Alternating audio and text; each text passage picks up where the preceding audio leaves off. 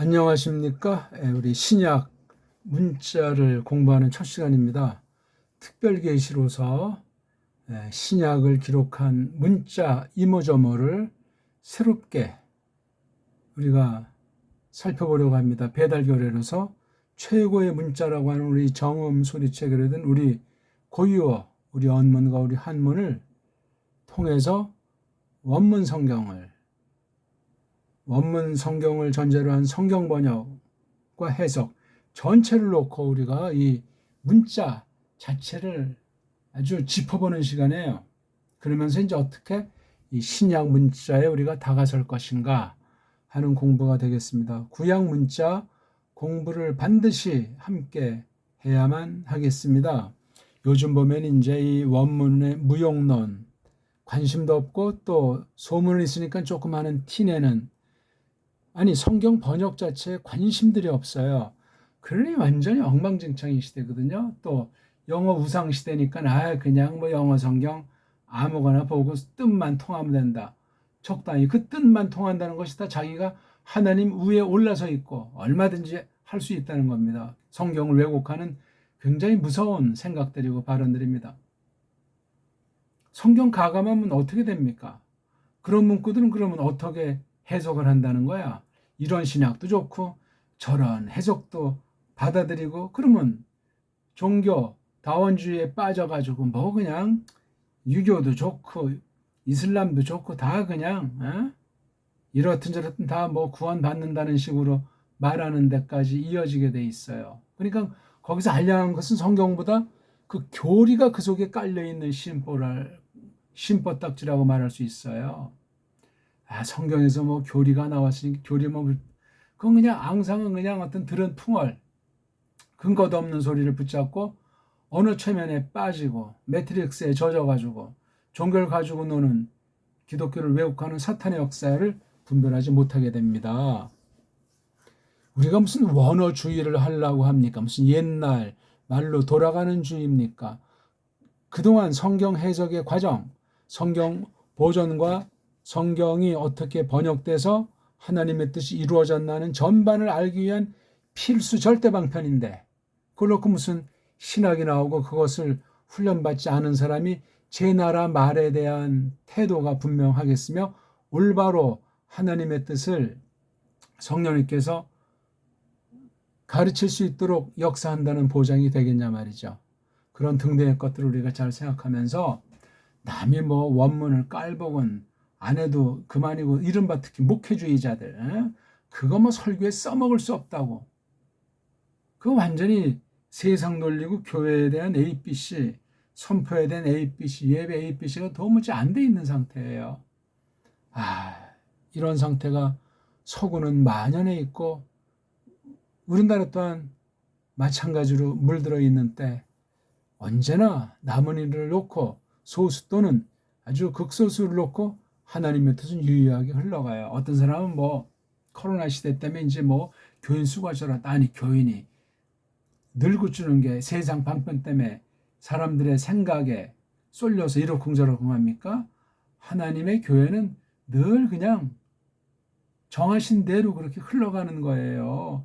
코로나가 있든 전쟁이 있든 뭐 굶어 죽든 그런 거 다 하나님께서 정한 대로 쓰시는 방편들이란 말이에요.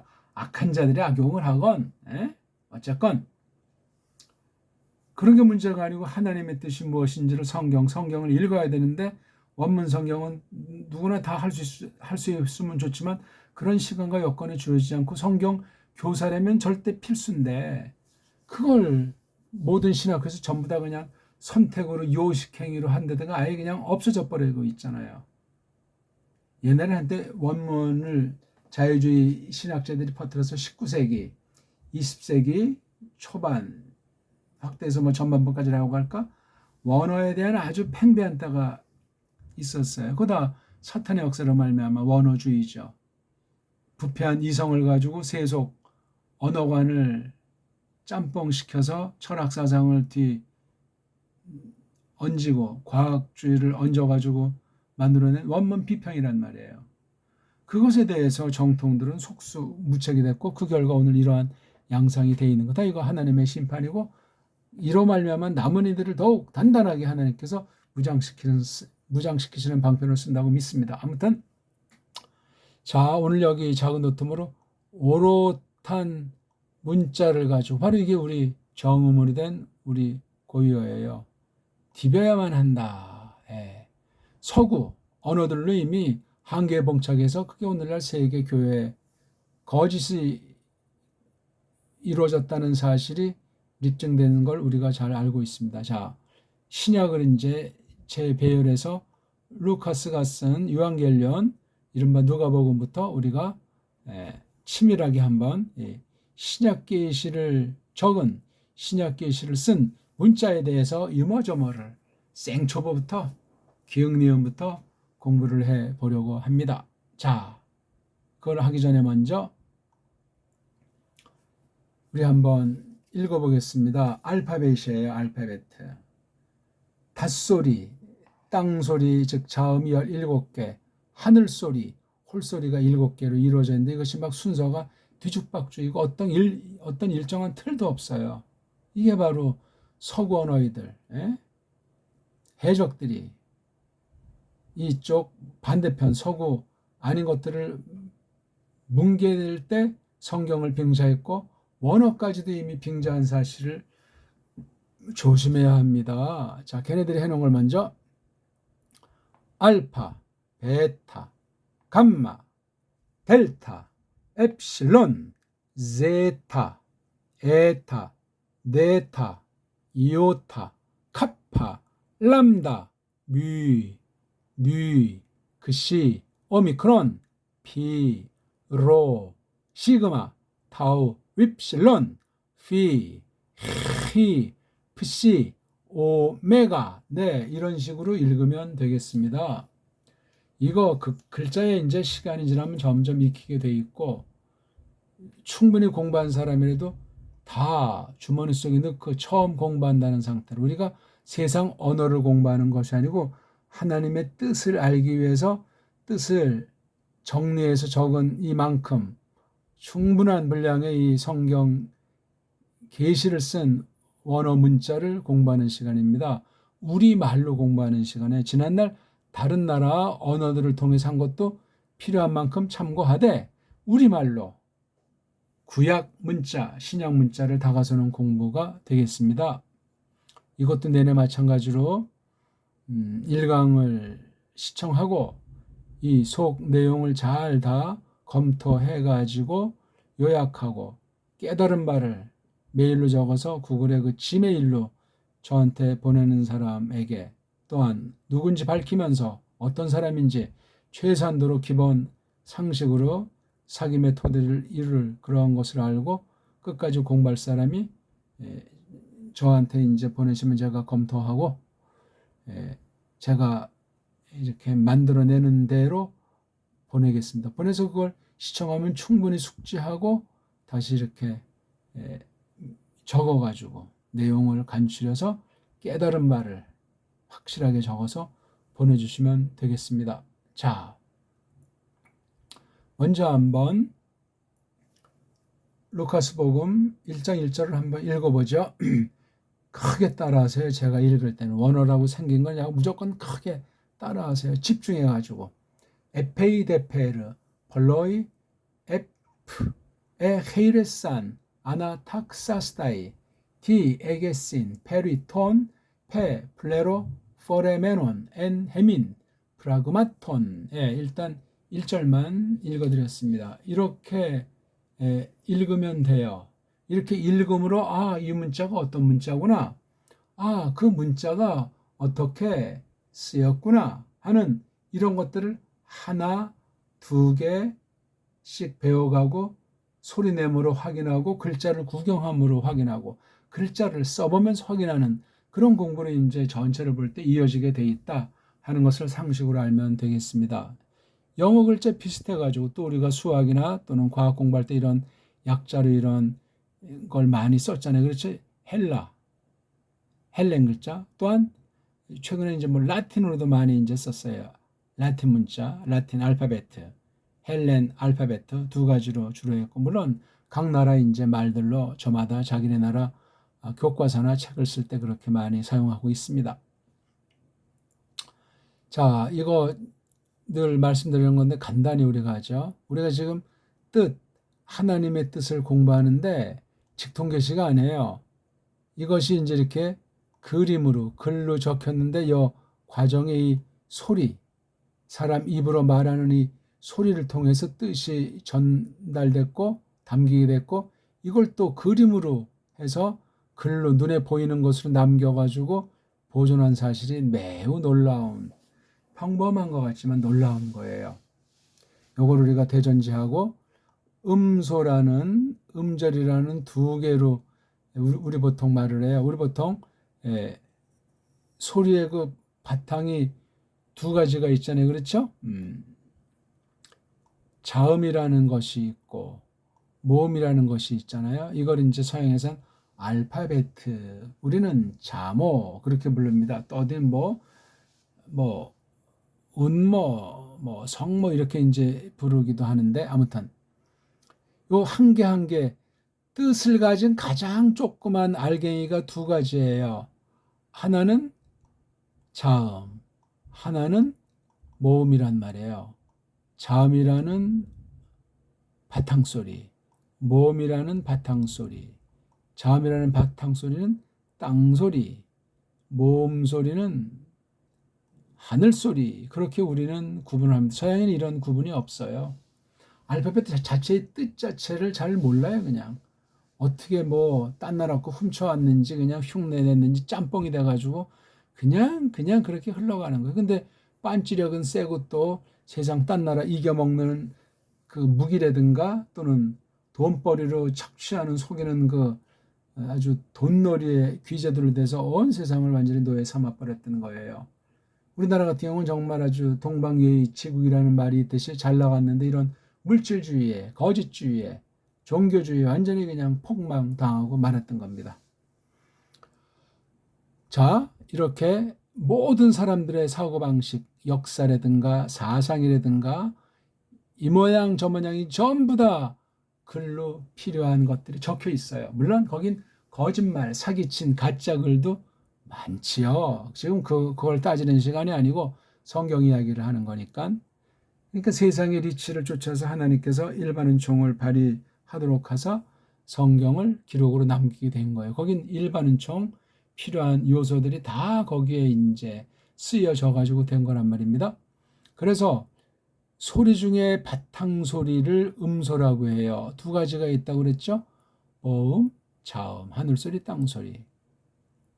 근데 그거 각각을 가지고는 뜻이 담긴 낱말, 다른 사람에게 전달해서 알아먹을 수 있는 것이 되잖아요.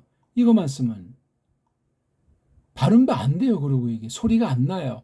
소리가 안 나는데 딴 사람이 그 독심술을 해가지고 마음의 생각을 꿰뚫는답니까? 그건 신비주의고 성경과 아무런 상관이 없어요.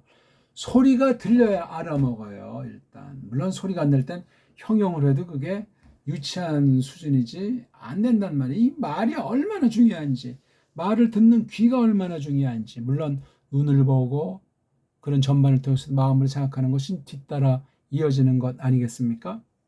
소리예요, 소리. 근데 자음이든 모음이든 따로 놀면은 소리가 있는데 뜻을 소리로 말하는데 소리를 낼 수가 없어요. 그럼 이 사람 모르는 거나 마찬가지죠. 벙어리격이죠. 반드시 자음이라고 하는 이 땅소리가 앞에 오고 모음이라고 하는 하늘소리가 두 번째, 딱 한 개씩 와야 돼요. 가장 기본거리. 자음 하나가 먼저 오고 모음 하나가 먼저 오고, 딱 요거 소리가 이거 지금 요 경우는 가라고 나잖아요. 우리말 기억이랑 아자니까 가. 이런 벌써 이게 뜻이 여기서 드러나서 상대방에게 전달된 거예요. 그냥 전달되는 정도가 아니고 시간이 흐름에 따라서 가라는 것으로 여러 말들이 발전하고 나타나고 표현되기 때문에 사람들의 생각이 깊어지고 문명이 발달하게 돼 있어요. 기록 보존돼가지고 연구할 수 있고 놀라운 거예요. 소리는 그것이 거의 잘 되질 않아요.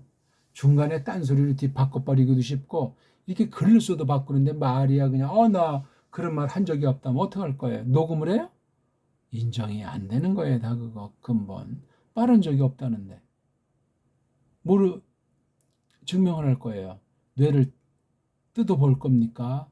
마음을 잘라서 열어보고 판사들이 한답니까? 불가능한 얘기예요, 원래. 그러니까 무슨 녹음 테이프니 동영상 그런 게 절대의 증거는 아니에요. 지금 얼마든지 다 조작이 가능한 시대 아니에요. 무서운 일이에요. 근본이 아무튼 이 맑을 문제예요. 소리와 그림 문제란 말이에요. 왜? 그 근본이 하나님 뜻이 담겨 있기 때문에. 우리 하나님 뜻이. 그걸 멋대로 왜곡해도 안 되고 감춰도 안 되고 나불거려도 안 되고 정확하게 해야 돼요. 근데 일반은총 모든 언어 방면 재료 전부 다 부패 있잖아요. 그러니 란망이에요. 불가능해요. 하나님께서 은혜를 베푸셔야 된단 말입니다. 그래서 이게 소리의 바탕이 두 가지인데 자음 하나 모음 하나에서 입으로 나는 소리 입소리 이걸 쪽발이 말로 음절 소리 바탕 소리를 쪽발이 말로 음소 이렇게 된 거예요. 이 음절이 되게 일음절짜리 단어도 있는데 보통 두음절 또는 세음절이 주로 많아요. 두음절이 가장 많을 겁니다. 아마 하나짜리들이 밥 이거 이름절로 그 뜻이 전달이 돼요. 독, 약 다 이름절짜리예요. 그렇죠? 자음 하나, 모음 하나, 또 받침 하나. 받침까지 나가야 완전히 문장이 되는 거죠. 그래서 글월이라고 하는 것은 뜻을 가리키고 글자라고 하는 것은 소리를 가르쳐요. 소리. 그렇죠? 요걸 두 개를 이제 묶어가지고 문자다 그렇게 말하는 그래서 뜻이 소리를 대가지고 그림 그리 이걸 이제 문자라고 하는 거예요. 그래서 뜻을 내세운 문, 소리를 내세운 뭐죠? 표의문, 표문자. 문자가 여기서 이제 발생을 하는 글월문, 글자자. 글월문, 글자자. 뜻, 훈, 월, 의, 소리음. 이 표라고 이런 걸 이제 옛날에 이런 구분법으로 이제 만들어뒀다는 걸 지금 간단히 설명하는 거예요. 맑을 문자의 3요소 형, 의 다른 말로는 문, 자, 훈 똑같은 거예요. 이게 꼴, 맵시, 소리, 음악, 뜻, 훈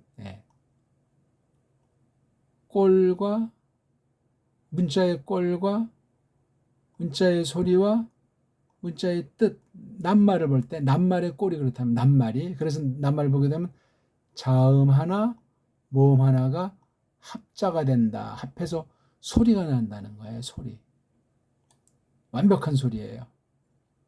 그런데 세 개의 언어는 모음이 다 5개로 아, 에, 이, 오로 되고 나머지 엉망진창인 시대예요. 이 합자가 깨지고 음절이 혼란스럽기 때문에 사람들이 뒤죽박죽이고 죄악은 번성하고 시끄러운 거예요.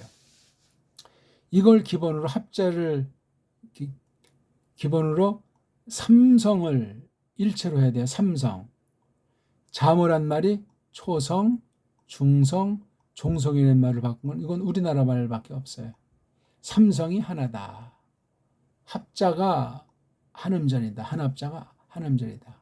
그래서 형성된 음절이 이게 단어인데 초성, 중성, 종성으로 된 게 단어인데 단어를 뜻을 살피면 이렇게 세 가지로 나눌 수 있어요. 앞에 먼저 내는 소리를 적은 글자가 대갈통 글자. 가운데가 뜻이 담겨 있는 몸뚱아리. 마지막에 오는 게 꼬랑지. 이렇게 하니까 헬라어는 맞죠. 구약 문자 같은 거 이쪽이 대갈통, 몸뚱아리, 꼬랑지가 되겠습니다. 자, 이 대갈통, 몸뚱아리, 꼬랑지라는 동시에 우리가 어떻게 접근할 것이냐면 천진, 이건 모음의 3요소, 원방각, 자음 소리 문자의 3요소예요. 동그라미잖아요. 천이랑 원이라고 하는 건 동그라미, 따지, 방, 이건 네모꼴이잖아요. 그 다음 사람, 그 다음 이거 가가님까 이거 세모, 뼈쭉한 거, 다리가 이렇게 돼 있으니까 천진, 모음의 원리, 원방각, 자음의 원리 굉장히 심오한 거예요.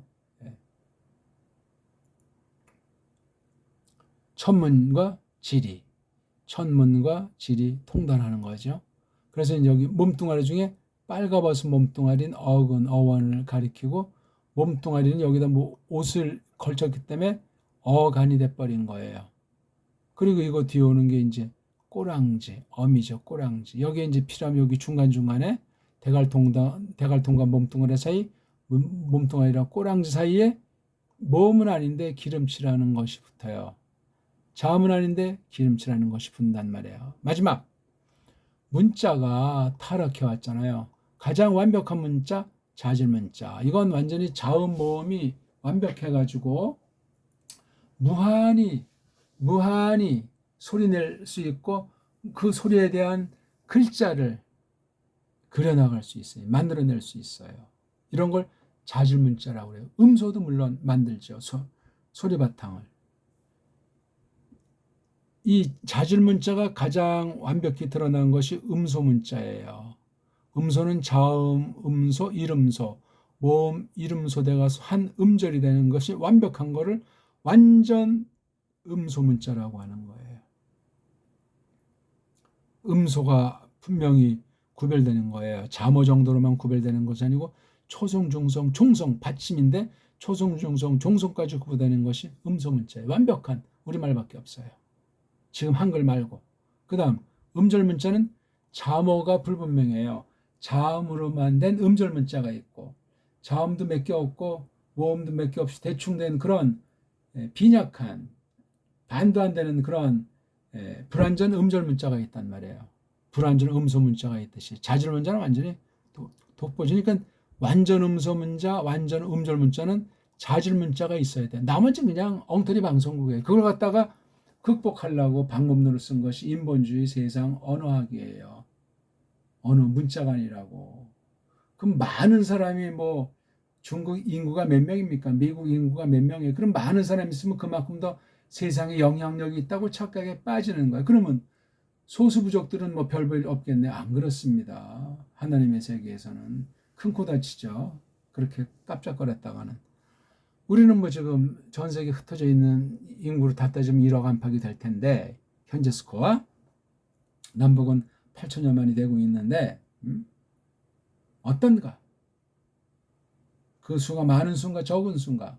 이 갖출 것, 이 우리 문자에 대한 관이 분명히 서 있는 거 아니면 서양 언어학의 따까리로 노예로 전락돼서 그냥 그 굴레 덫에 걸려서 옴싹달싹 못하는 그런 언어관을 지니고 있는가. 이것이 성경에까지 영향을 미친단 말이에요. 이거 아주 굉장히 간단히만 썼는데 이거 중요한 표현이에요. 이거 잘 공부를 하기를 바라겠습니다. 자, 지금 말한 것이 이제 이 글자 구약 신약 계시를 기록한 이 헬렌 문자, 헬라스 문자를 그렇게 다 살펴낼 수 있어야 돼요. 그걸 하려면 미리 이걸 일단 다 읽는 게 중요하고 읽는 기본 기초가 준비됐다고 하고 우리가 지금 다루려고 하는 것이 문자예요. 문자. 구약 문자 공부, 신약 문자 공부란 말이에요. 구약은 아람 문자이고 신약은 헬렌 문자 또는 헬라스 문자라고 일컫고 있습니다. 자, 이건 지금 대문자로 되어 있잖아요. 이게 바로 세상 말투, 독일이 됐건 영국이 됐건 세상 말투 그 방식을 여기 이렇게 침투시켜 놓은 거예요. 잘못됐죠.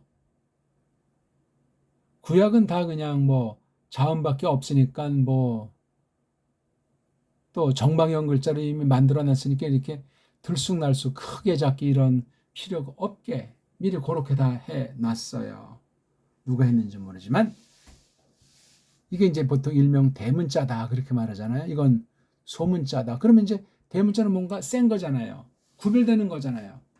작은 것에 비해서 뭔가 손뜻한 그런 느낌도 주니까 그것 때문에 쓰는 거예요. 튀게 뭔가를 이렇게 지적해주고 지시해주고 그런 구실을 하는 것으로 여길 수밖에 없는. 그래서 고유명사라든가 옛날에 했던 특수한 날이라든가 사건이라든가 이런 건 이제 대문자로 뭐 첫 글자만 대문자로 쓰건 그 낱말 자체를 대문자로 진하게 표시를 하건 그렇게 된단 말입니다. 그거 자체가 해석행위예요. 하나님의 뜻을 풀이하는 거란 말이에요. 소리도 강약에 따라서 뜻을 이렇게 저렇게 반영하는 판국인데 문자를 편집할 때 문장 교를 만들 때 띄어쓰기 철자법부터 해가지고 여러 가지를 적용시킬 때 그게 다 해석행위예요. 해석행위. 암요법만 봐도 좋다? 원문 필요 없다. 다 그게 이미 그 사람의 성경관의 한 가지인 해석이에요. 그건 끝날에 심판대 앞에서 빼도 박지 못해 말을 함부로 하는 거 아니에요. 자기가 하기 싫으면 안 하면 그만해요. 만약 그게 헛소리가 되면 그건 심판감이에요. 수많은 사람 싹군 만든 거라고요. 성경 대충 적당히 엉터리로 해도 된다는 식으로 무엄한 거예요. 하나님의 권위를 짓밟도록 말을 한 거예요. 그거 아주 깜짝거리는 자들입니다. 아무리 성품이 착하는 것 같아도 악한 거예요. 그거 모르면 가만히 있어야지. 응? 지가 이걸 사람 보기에 정말 완전히 마스터한 사람이 그런 말하면 그것도 성립이 안 되지만 조금 그래 뭔가 이제 왜 그런가 뭐 그 원인을 까닭을 물어볼 수는 있겠죠. 생자가 아니니까.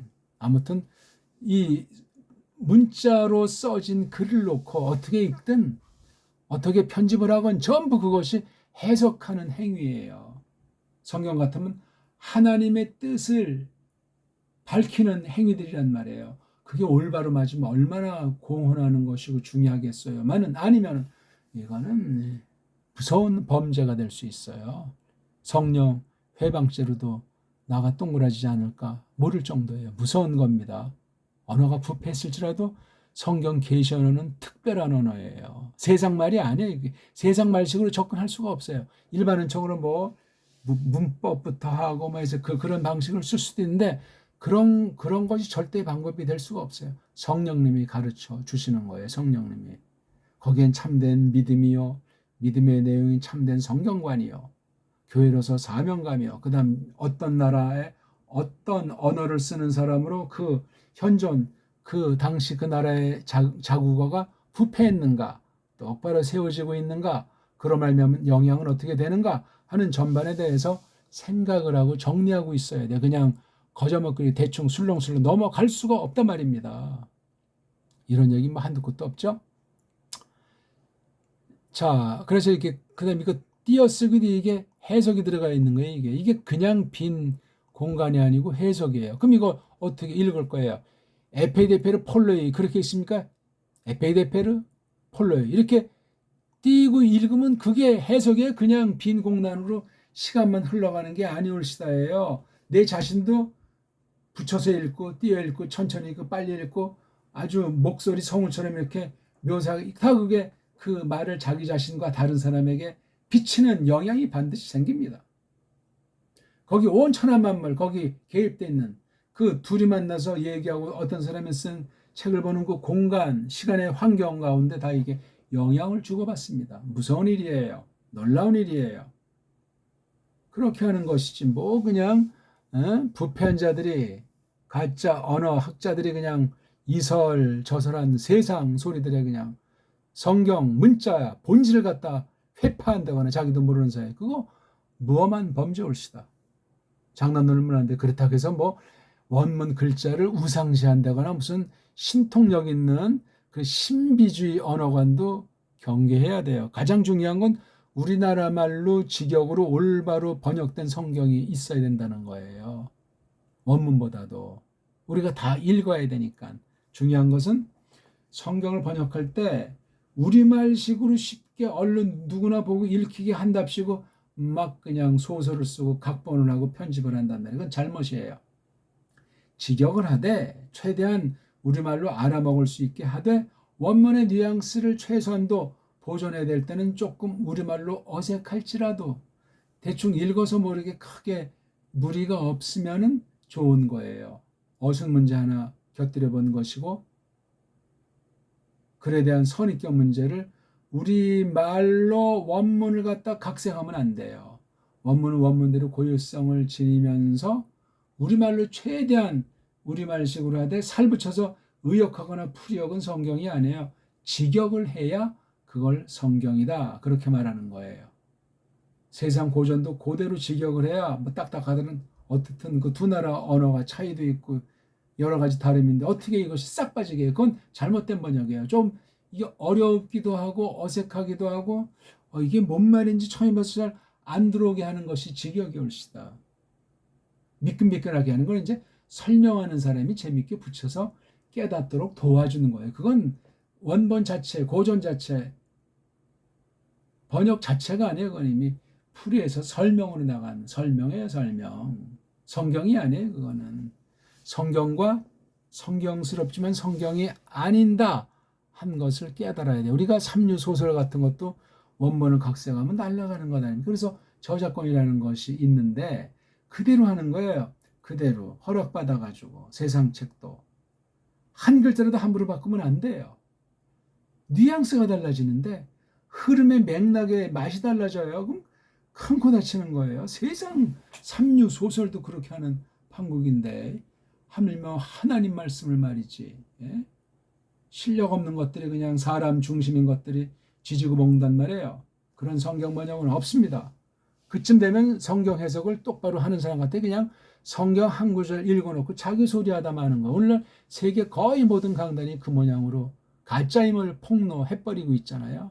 진짜는 그렇게 안 해요. 완전히 할 수 있다는 사람이 있는 것도 아니고 완전한 교회가 있다는 것이 아니라 그럴지라도 성령님이 역사한단 말이에요. 그러면 완전자를 넘어서는 신령한 교회, 신령한 성경이 된단 말이에요.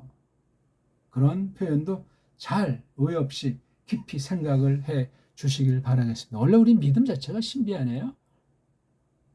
믿음 없는 사람은 잘 몰라요. 알 수가 없어요. 믿음 자체가 하나님이 주신 기적이요, 신비요, 선물이에요, 선물. 벌써 시간이 또 30분이 넘었는데요.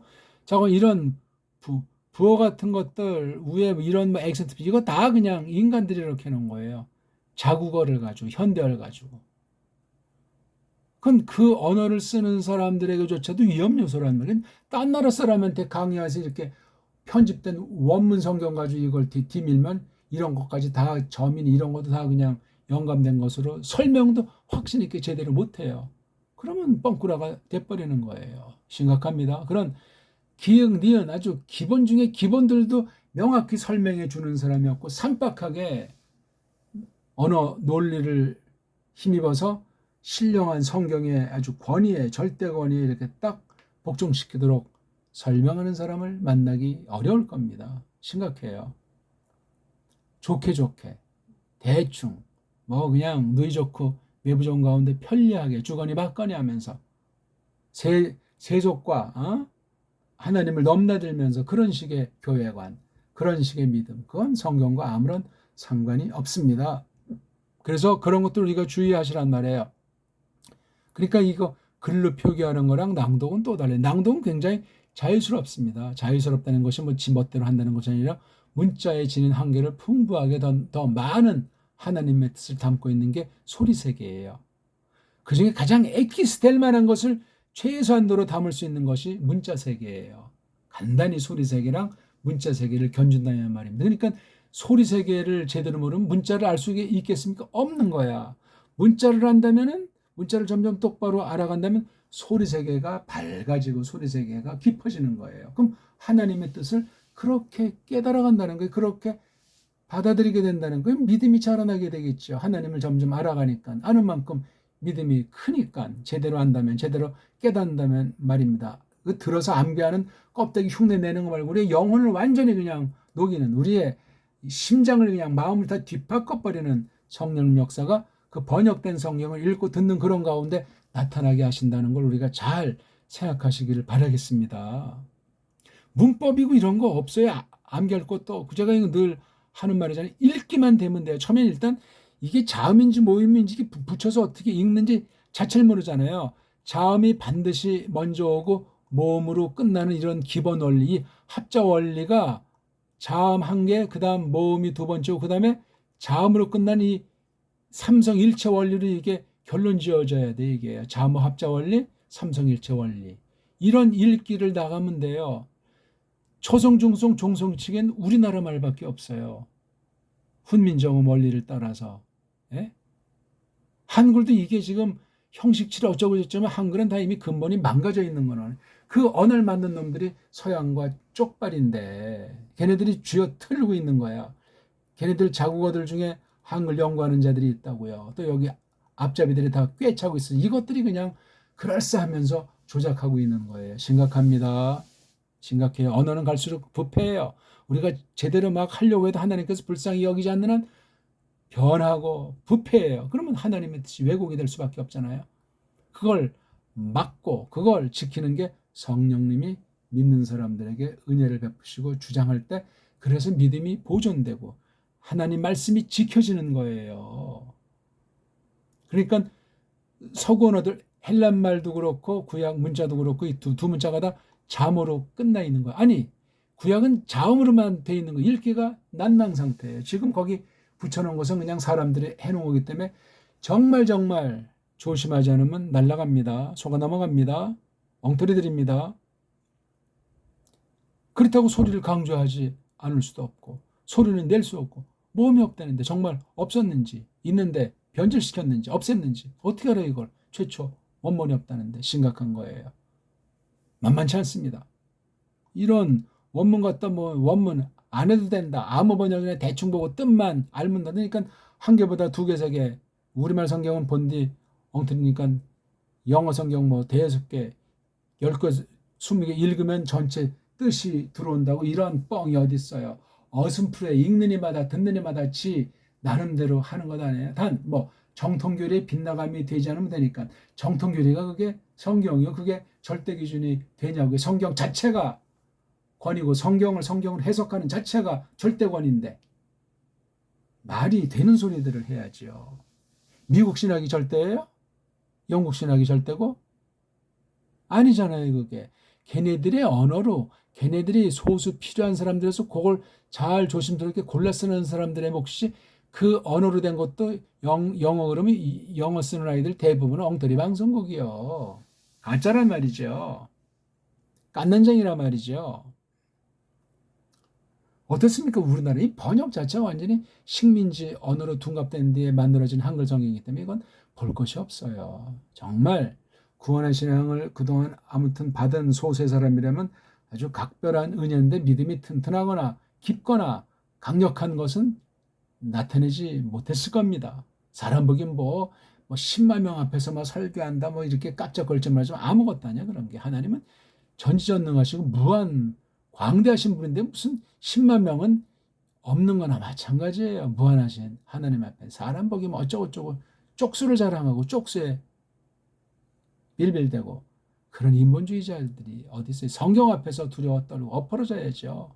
성경 우상주의래서가 아니라 말씀이 존귀하니까, 신격으로 인격으로 나타나시는 그 신의 역사를 우리가 두려워하니까, 고마워하니까 찬송의 대상인데 경거망동할 수 있겠습니까?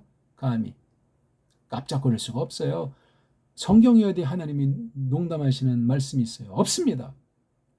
농담이 아니라 아주 유유하시고 환하시고, 얼마나 멋진 분이십니까? 농담 따위가 왜 필요해 이거요? 말이 빵꾸가 나는 거고 공허해지는 거고 허당이죠. 허당, 헛건, 샤브가 됐건 아벤이 됐건 우상이 우상, 그런 건다. 조심해야 돼요.